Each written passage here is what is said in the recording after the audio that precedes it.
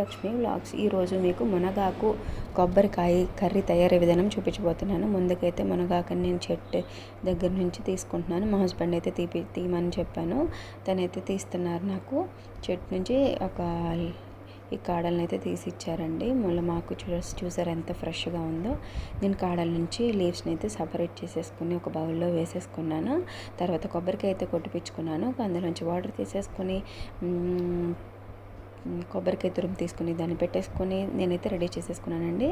ఇప్పుడైతే కొబ్బరికాయ తురుము అయితే నేను తీసుకోబోతున్నాను. కొబ్బరికాయ తురుము తీసేసుకుంటున్నాను.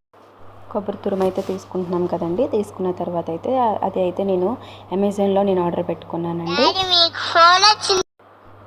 ఆకులను అయితే నీటిలో చక్కగా అయితే నేను కడుక్కున్నానండి.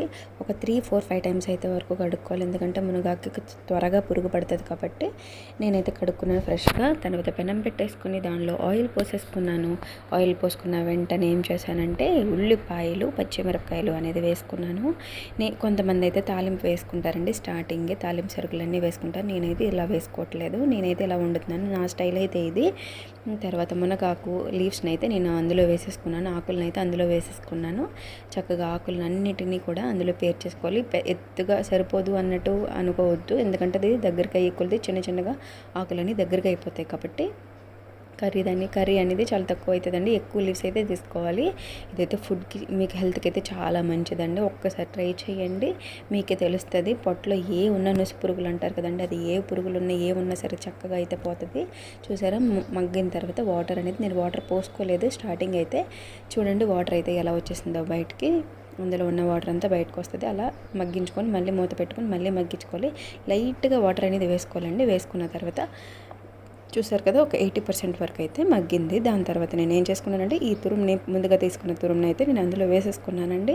వేసేసుకొని ఒకసారి చక్కగా తిప్పుకుందాం. మీకు కొబ్బరికాయ ఎక్కువ అవుతుందని ఏం ఫీల్ అయ్యవద్దు. కొబ్బరికాయ ఎక్కువైనా సరే కమ్మగా ఉంటుంది కర్రీ. మీరు అన్నంలో తింటే చాలా చాలా టేస్టీగా ఉంటుంది. రొట్టెల్లో తినవచ్చు, లేదంటే చపాతీలో కూడా తినవచ్చు. అన్నిటిలో కూడా ఈ కర్రీ అనేది చాలా బాగుంటుందండి. హెల్త్కి కూడా మంచిది. పిల్లలకి పెడితే ఇంకా హెల్తీ అండి. కొంచెం వేడి అనేది ఉంటుంది, కానీ అయినా ఏం కాదండి, పొట్టలో హెల్తీగా అయితే ఉంటుంది. కొంతమంది అయితే కారం వేసుకుంటారు, కొంతమంది వేసుకోరు. నేనైతే కారం వేసుకుంటున్నాను. కారం వేసుకుంటేనే దీనికి టేస్ట్ అనేది ఉంటుందండి. కారం వేసుకున్నాను నేను.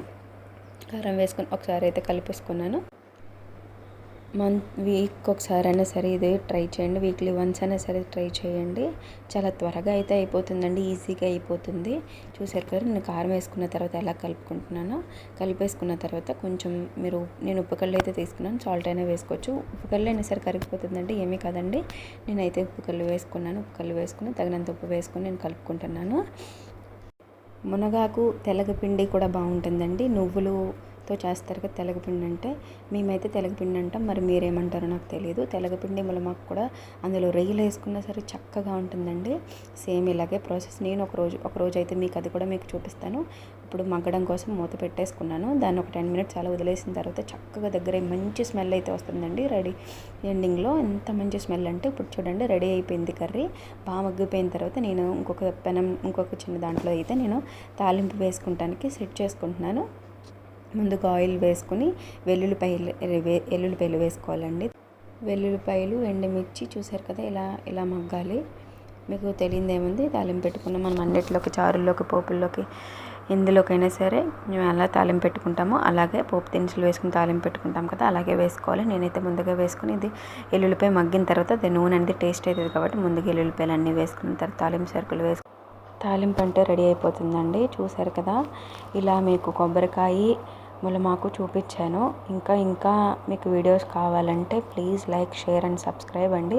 సబ్స్క్రైబ్ చేసుకోండి. కింద ఉన్న బెల్ ఐకాన్ని క్లిక్ చేయండి. వెంటనే మీకు నోటిఫికేషన్స్ అనేవి వచ్చేస్తాయి. తాలింపు అయితే రెడీ అయిపోయిందండి. తాలింపు రెడీ అయిన వెంటనే నేను కర్రీలో అయితే వేసేసుకున్నాను తాలింపునంతా. ఇలా తాలింపునంతా వేసేసుకొని కలిపేసుకోవాలి ఒకసారి. కరివేపాకు ఫుల్గా వేయకూడదండి, లైట్గా వేగితేనే కర్రీకి టేస్ట్ ఉంటుంది. కరివేపాకు వేసుకోండి. సర్వింగ్ బౌల్లో వేసేసుకున్నాం. చూసారా, సూపర్ ఉంటుంది. ఒక్కసారి ట్రై చేయండి, మళ్ళీ తినాలనుకుంటారు మీరు. Thank you for watching my video. Please subscribe and share my channel. ఇంకా కావాలంటే వీడియోస్ మీరు కిందన్న బెల్ ఐకాన్ని క్లిక్ చేయండి. మీకు వెంటనే నోటిఫికేషన్స్ వస్తాయి. మరెన్నో వీడియోస్తో నేను మీ ముందుకు రావాలనుకుంటున్నాను. బాయ్.